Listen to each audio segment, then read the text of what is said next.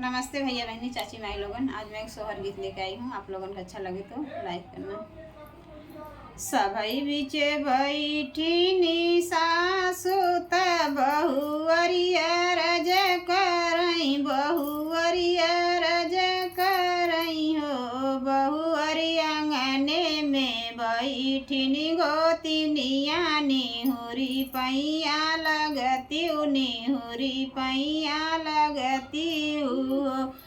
सासु आंगने बहुअरि आंगने में बैठिनी गोतिनिया निहुरी पैया लगती निहुरी पैया लगती हो सभई बिचे बैठिनी सासु त बहुअरिया रज करई बहुअरिया रज करई हो बहुअरि आंगने में बैठिनी गोतिनिया निहुरी पैया लगती निहुरी पैया लगती हो सासु एक तौ चुनर मोर भारी दूसरे लम्मा घूंघट दूसरे लम्मा घूंघट हो सासु एक तौ चुनर मोर भारी दूसरे लम्मा घूंघट दूसरे लम्मा घूंघट हो सासु तीसरे त गोदी में लालनवा त कैसे पैया लागेऊ त कैसे पैया लागेऊ हो सासु तीसरे त गोदी में लालनवा त कैसे पैया लागेऊ कैसे पैया लागेऊ हो बहुअरि छोड़ऊ चुनरिया घूंघट ऊपर करऊ घूंघट ऊपर करऊ हो बहुअरि आंगने में बाटई पालनवा ललन के सोऊ तू ललन के सोऊ तू निहुरी पैया लगती निहुरी पैया लगती हो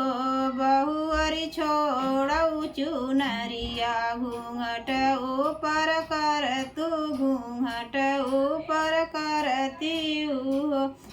बहुअरि आंगने में बाटई पालनवा ललन के सोऊ तू ललन के सोऊ तू निहुरी पैया लगती निहुरी पैया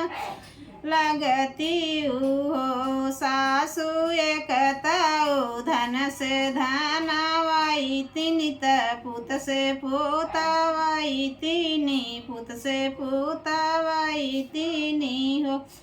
सासु तीसरे त पिया के दुलारी त कैसे पैया लागी त कैसे पैया लागेऊ हो सासु तीसरे त पिया के दुलारी त कैसे पैया लागेऊ कैसे पैया लागेऊ हो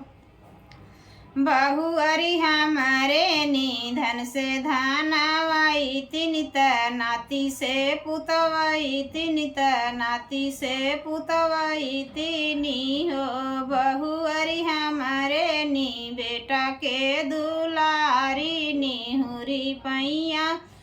लगती निहुरी पैया लगती हो बहुअरि हमारे नी बेटा के दुलारी निहुरी पैया लगती निहुरी पैया लगती हो सासु तोहरे निधन से धनवाई तिनि त नाती से पुतवाई तिनि त नाती से पुतवाई तिनि हो सासु तोहरे नी बेटा के दुलारी तुहाई पैया लागऊ तुहाई पैया लागऊ सासु तोहरे नी बेटा के दुलारी तुहाई पैया लागऊ तुहाई पैया लागऊ हो।